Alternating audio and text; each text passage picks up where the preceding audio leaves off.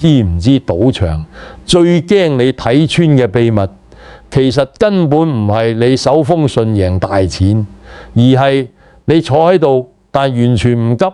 呢個秘密前和可以話係整個賭場帝國麗麗先選嘅基石，係佢哋最唔想俾你發現嘅命脈，佢哋商業模式入面最脆弱、最不堪一擊嘅一環。你諗下，一間賭場每日嘅營運成本有幾高？幾千個員工嘅薪水、豪華裝修嘅折舊貴價、燈光冷氣嘅電費、免費餐飲嘅支出，仲有賭牌嘅天價費用，呢一切都需要源源不絕嘅現金流入嚟支撐。而呢啲現金從邊度嚟？就係從每一個心急、每一個想快啲回本、每一個覺得自己只差少少運氣嘅賭客身上嚟。如果你入到賭場坐低之後，完全唔急唔在乎輸贏，當係睇表演咁悠閒，甚至起身行開飲杯嘢，賭場反而會驚，因為佢哋知道只要一個人心態夠定，佢就唔會亂咁落注，唔會跌入心理陷阱，唔會成為佢哋嘅提款機。平時好多人一入到賭場，亦行入股票市場，成個腦諗住嘅都係點樣贏，點樣一鋪翻生，點樣快啲賺到錢，然後走人。佢哋嘅心跳會加速，佢哋嘅瞳孔會放大，佢哋嘅大腦會進入一種高度興奮嘅狀態，完全係一個準備戰鬥、準備搏殺嘅模式。和佢哋嘅眼中只有錢，只有機會，完全睇唔到風險，完全忽略咗自己正身處一個被數學嚴密計算過嘅環境。但你從來冇諗過，你每一次急躁，每一次想快點回本，每一次心入面嗰種我等唔切嘅感覺，其實一早就喺莊家部超級計算機嘅預算之內，係佢哋商業模型嘅一部分，係佢哋利潤表上面最穩定、最可靠嘅收入來源嚟嘅。何鴻燊以前講過一句話：賭場唔怕你贏錢，最怕你唔急。呢句說話可以話係成個賭博行業嘅金科玉律引座，係佢哋幾十年經營智慧嘅結晶，係佢哋有無數賭徒嘅血淚教訓入面提煉出嚟嘅真理。因為只要你一急，和你嘅理性就會瞬間清零，你嘅大腦就會被情緒完全接管，你嘅決策就會由計算變成反應，由分析變成衝動，你就會自動自覺將兜袋錢送入莊家個袋，仲要覺得係自己嘅選擇，係自己嘅判斷，自己嘅自由意志，而唔係俾人設計好嘅局。賭場背後嘅商業邏輯從來唔係靠出術去贏你，因為出術太容易被識破，太容易惹上官非，太容易俾人捉到痛腳。佢哋靠嘅係一套無情嘅數學同心理學算法，經過千錘百煉，專門針對人類大腦漏洞設計嘅系統，一套令你不知不覺間走入圈套嘅劇本，你永遠無法對抗嘅精密機制。當你手風順嘅時候，你會覺得自己係天選之子，覺得自己終於時來運到，似加大注碼，覺得自己可以贏盡全世界，覺得自己嘅技術同眼光終於得到回報，覺得以前嘅失敗只係未到時候，只係運氣未到。當你輸錢嘅時候，你會心急想追翻，覺得自己唔可以就咁輸俾賭場，覺得自己嘅尊嚴受到挑戰，似盲目翻倍，覺得下一鋪一定翻本，覺得自己只係差少少運氣，覺得只要再搏多一鋪就乜都翻晒嚟。呢兩種心態，貪婪，一個係恐懼，就係賭場最曾易見到嘅情緒。莊家冷眼旁觀，最曾易睇到你呢種心態嘅轉變。因為呢個轉變就係佢哋盈利嘅信號，就係佢哋開始收割嘅時候，就係佢哋將你由潛在客戶變成實際收入嘅瞬間。因為只要你一急，你就會留在賭桌旁更耐，而只要你留得愈耐，大數定律就會將你僅餘嘅好運徹底蠶食，和將你嘅本金一點一點咁轉移到賭場嘅庫房，好似螞蟻搬家咁，不知不覺間你嘅錢已經全部搬走。而你仲未意識到發生咩事，仲以為自己只係一時唔好運，好多人一世都睇唔透呢個局，重重複複喺同一個心理陷阱入面交學費，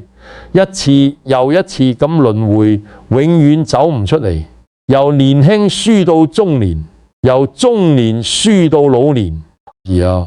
由滿懷希望輸到心灰意冷，由滿腔熱血輸到一潭死水。到最後先至發現自己用咗成世人嘅時間同金錢換嚟嘅，只係一個教訓，一個太遲先學到嘅教訓，一個用幾十萬甚至幾百萬買翻嚟嘅覺悟。如果你想徹底睇穿呢套莊家規則，唔想再喺人生同投資入面做一隻被收割嘅水魚，請你依家即刻撳掣訂閱，開啟隔離個小鈴鐺。我哋呢個頻道會用最冷靜、最真實嘅博弈邏輯，同你一齊建立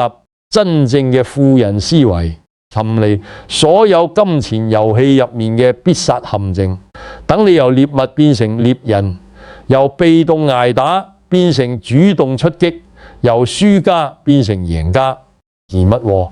由一個永遠被命運擺布嘅人，變成一個掌握自己命運嘅人，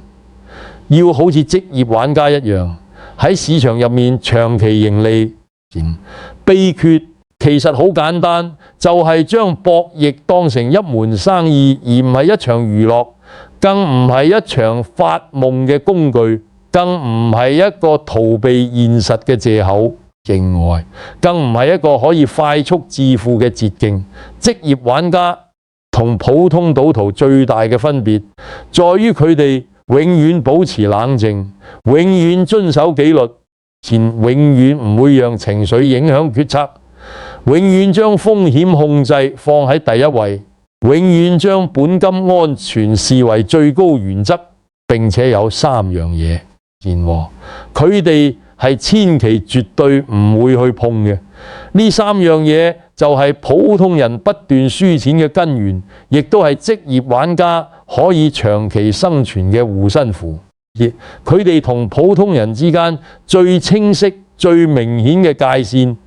係一個由輸家跨越到贏家嘅必經關口。係一個將普通人同專業人士區分開嚟嘅試金石。第一樣絕對唔碰嘅嘢，就係心急聚數同盲目打攬。好多人覺得買莊買閒係一半半，輸咗100就下注200，再輸就下注400，心諗總會贏翻一鋪。呢個就係所謂嘅倍頭法，亦都係最經典嘅馬汀格爾策略。一個可以追溯18世紀法國賭場嘅古老方法，和一個曾經令無數人傾家蕩產嘅死亡陷阱。一個表面上完美無瑕，實際上充滿漏洞嘅自殺式策略。佢哋嘅邏輯係：只要我嘅資金夠多，只要我能夠一直翻倍，最終贏一鋪就可以翻本，就可以將之前嘅損失一鋪清袋，就可以反敗為勝，就可以將輸咗嘅錢全部追翻。但呢個諗法有兩個致命嘅漏洞，而大部分人都完全忽略咗，或者選擇性咁忘記咗，且根本唔願意面對，或者覺得自己唔會咁唔好彩。第一個漏洞，百家樂極之容易開出長莊或者搶閒，只要連續開出8、9鋪甚至10幾鋪單邊，呢種情況喺賭場入面幾乎每日都會發生，唔係罕見而係常態。賭場設計入面預咗會出現嘅情況，係數學概率入面完全正常嘅波動。當你遇到呢種情況，而你嘅配頭金額就會以幾何級數暴升，速度快過你嘅想象，快過你嘅心跳，快過你嘅呼吸。400、800、1200、400、800、1600、3200、6400、12800、25600、51200嘢，哇！去到呢度你已經壓超過10萬蚊，但遊戲仲未停，單邊仲喺度開緊。好似永遠唔會停咁，好似成個宇宙都同你作對咁，似根本未等到贏。嗰一鋪一係就已經中咗賭桌嘅投注上限，唔俾你再落注，你嘅計劃就此失敗，你嘅美夢就此粉碎，策略就此崩潰。一係自己嘅本金一早就已經乾塘，連呼吸嘅空間都冇，連企喺度嘅力氣都冇，連後悔嘅機會都冇，連喊都喊唔出。第二個漏洞，即使你嘅資金足夠，你嘅心理承受能力亦都有限。當你連續輸咗5、6鋪之後，你嘅手會震，心跳會加速到每分鐘120下，你嘅額頭會冒汗，你嘅背脊會濕透。你會開始懷疑自己，你會開始猶豫，你會開始質疑人生，你會開始覺得自己好愚蠢。而呢個時候，你嘅決策已經完全失準，你已經唔係喺度博弈，而係喺度求神拜佛，喺度祈禱，喺度等，運到喺度將自己嘅命運交俾一個虛無縹緲嘅希望。職業玩家最注重嘅係防守至上，佢哋有極其嚴格嘅資金分配計劃，每一鋪落注嘅金額都係預先計算好嘅，絕對唔會因為1、2鋪牌嘅輸贏而打亂節奏，更加唔會喺輸錢嘅時候心急加大注碼。佢哋明白一個道理，一個所有成功投資者都唔明白嘅道理。賭博同投資一樣，最重要嘅唔係你贏幾多，而係你輸嘅時候輸幾少。一個完美嘅防守遠比一個華麗嘅進攻更加重要，因為進攻只需要一次機會就可以成功，而防守需要堅持1萬次、10萬次，每一次都要做對，每一次都要保持冷靜。第二樣絕對唔碰嘅嘢就係高抽水嘅邊注陷阱。百家樂買莊買閒，賭場優勢其實只有大約1%，聽落好似好公平，好似一個可以接受嘅成本，好似一場公平嘅競技，好似你同賭場之間只係差少少運氣，好似你有機會可以贏到佢。但當你玩到攰或者輸急咗嘅時候，你就會開始唔滿足於呢個緩慢嘅節奏，你會覺得贏得太慢，等得太耐，前姑和，你會覺得自己嘅青春同時間都等唔切，你會覺得人生有幾多個10年，你會望向隔離賠率1賠8嘅和，者1賠11嘅對子，心入面諗，如果我買中一鋪之前輸嘅全部翻晒嚟，仲有得賺，仲可以一次過翻本，仲可以威威風風咁離開，呢個就係賭場最暴利嘅隱形誘餌，係專門為你呢種心態而設嘅，係一個美麗嘅陷阱嘅，一個包裝成黃金機會嘅深淵，一個令你心動然後心痛嘅局。買和嘅莊家優勢高達14%以上，對子嘅莊家優勢都有10%。呢個數字代表咩呢？代表你每買100蚊和，你嘅期望值就係輸14蚊嘅和；你每買100蚊對子，你嘅期望值就係輸10蚊。相比起買莊閒嘅1%，呢個輸錢速度係10倍以上，係一種極度唔對稱嘅博弈，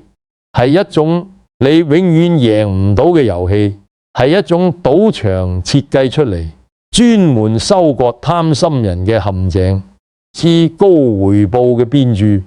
本質上就係賭場專門收割心急賭客嘅智商稅，係佢哋最快嘅印鈔機，係佢哋利潤表上面最靚嘅數字，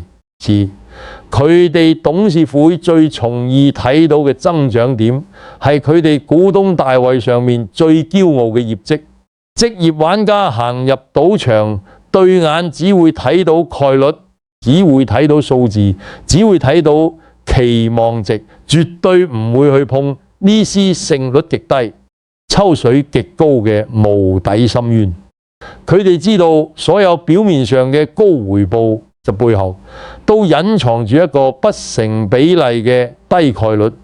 而呢個低概率足以令你嘅本金喺短時陣係歸零，足以令你由贏家變成輸家，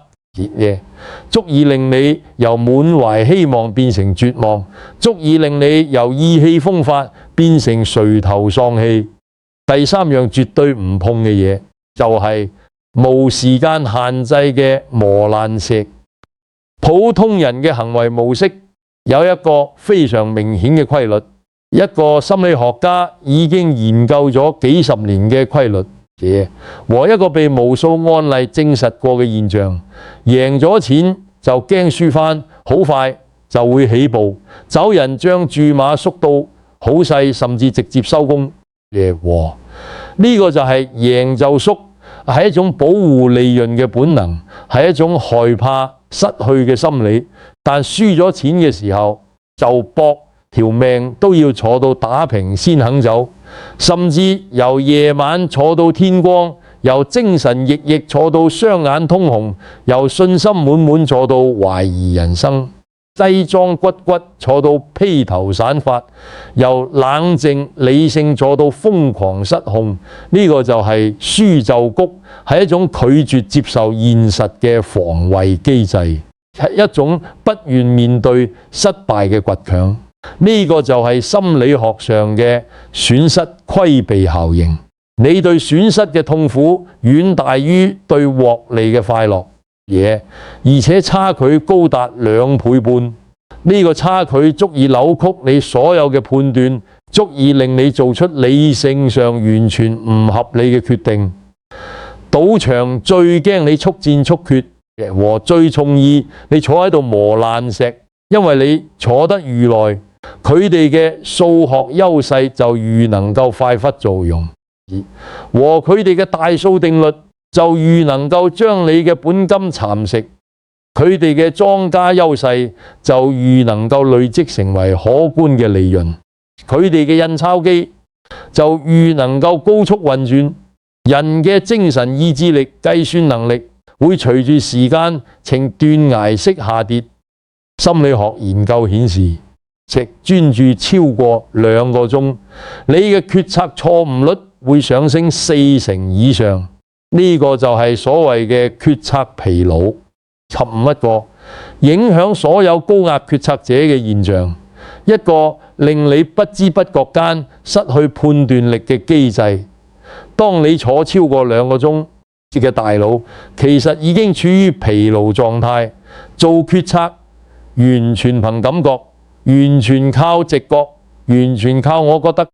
而直覺喺博弈入面就係最昂貴嘅奢侈品，因為直覺通常會引導你走向錯誤嘅方向，走向輸錢嘅方向，走向破產嘅方向。莊家最怕你設立時間止損線，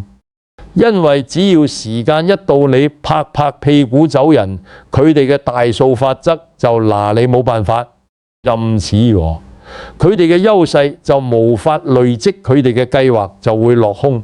佢哋嘅印鈔機就會停擺，佢哋嘅利潤就會蒸發。職業玩家一定會有硬性嘅時間限制，時間一到，無論輸贏，即刻起身走人，絕對唔會留戀，絕對唔會俾自己有任何猶豫嘅空間，絕對唔會同自己講等多即一陣，絕對唔會因為贏緊而想贏多啲嘢，亦絕對唔會因為輸緊而想追翻。聽到呢度，你可以回想一下，你平時買股票或者做任何投資決策嘅時候，係咪都中過呢三樣嘢嘅？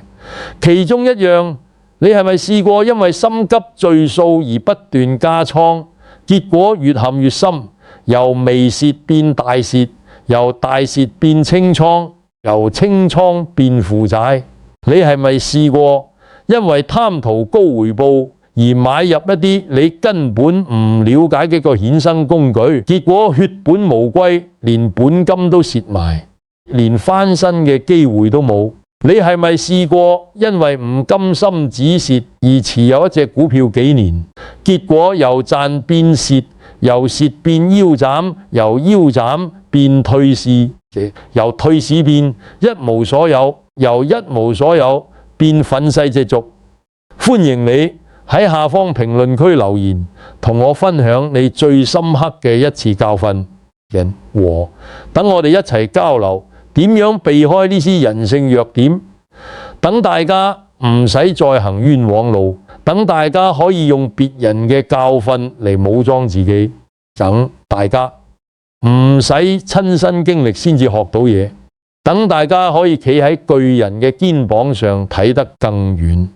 頂級職業玩家同普通賭徒最大嘅區別在於，佢哋從來唔追求一鋪暴富，佢哋追求嘅係長期穩定重複嘅概率優勢。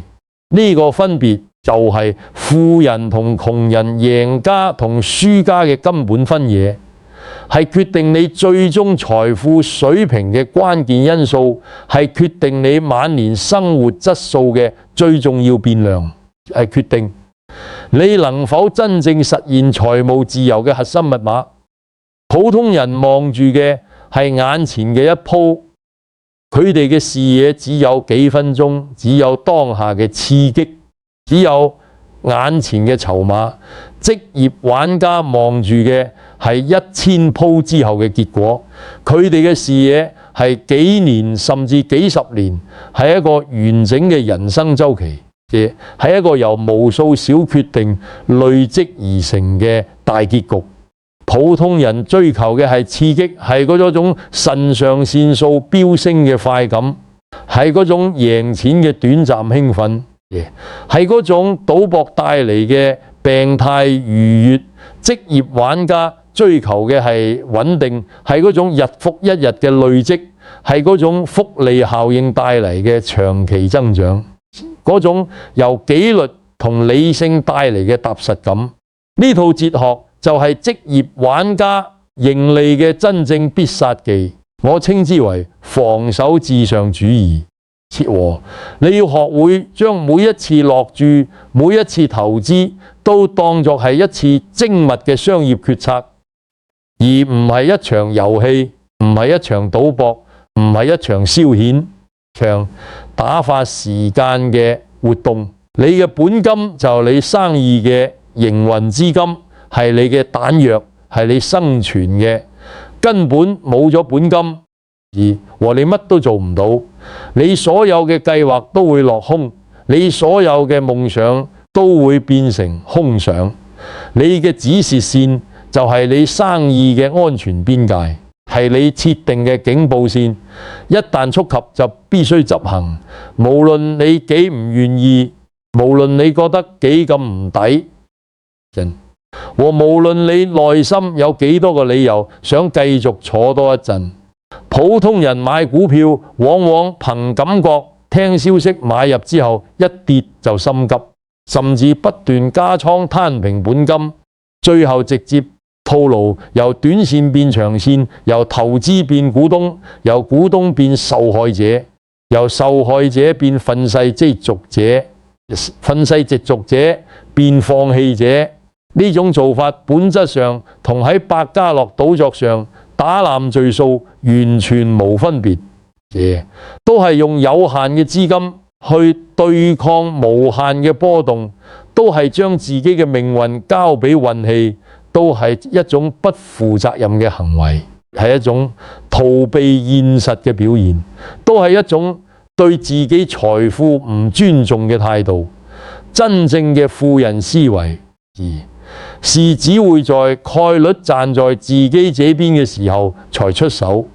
只會參與期望值係正數嘅遊戲，只會將資金投放喺佢哋充分了解嘅領域，只會做佢哋計得客數嘅決定，只會參與佢哋能夠承受風險嘅項目。當局勢不利，大數法則對你起唔到保護作用嘅時候，當你嘅判斷被市場證明係錯誤嘅時候，承認失敗並帶住剩餘嘅子彈主動退場，先至係最頂級嘅財商，先至係真正嘅勇氣，先至係成熟投資者嘅標誌，先至係你由輸家變成贏家嘅轉折點，先至係你人生最重要嘅一課。賭王何鴻燊開賭場賺錢嘅秘密根本唔係秘密，佢只是將數學概率做成嘅一門生意，利用冷酷嘅系統去賺取微弱但穩定嘅邊際利潤，日復一日，年復一年，積少成多，聚沙成塔，由一個小賭場發展成為一個商業帝國，由一個普通商人變成一代賭王。要在現實世界入面擺脫被收割嘅命運，唯一嘅路就係停止。當一個投機嘅賭徒學會像莊家一樣思考自己嘅風控系統，只做有正期望值嘅長線決定，呢個轉變唔需要你特別聰明，唔需要你有過人嘅天賦，唔需要你有深厚嘅背景，唔需要你有龐大嘅資金，只需要你願意面對現實，願意承認自己嘅弱點，願意放棄嗰種不切實際嘅幻想，願意腳踏實地去建立自己嘅系統，願意用時間同紀律去換取真正嘅財富。如果你覺得今日呢期財富課幫到你釐清咗好多觀念，請幫手點個讚，同埋分享俾你身邊需要呢份智慧嘅朋友，等佢哋都可以受惠，等佢哋唔使再喺黑暗中摸索，等佢哋唔使再重複你行過嘅冤枉路。你嘅每一個支持，我哋繼續分享賭王智慧拆解財富真相嘅最大動力。感謝你收睇，我哋下期再見。到時會繼續同你一齊拆解更多金錢遊戲背後嘅底層邏輯，幫你喺呢個殘酷嘅世界入面企穩陣腳，做一個真正嘅贏家。唔再被數學陷阱玩弄，唔再被心理弱點支配，唔再被情緒牽住走，唔再被貪婪同恐懼控制嘅聰明人。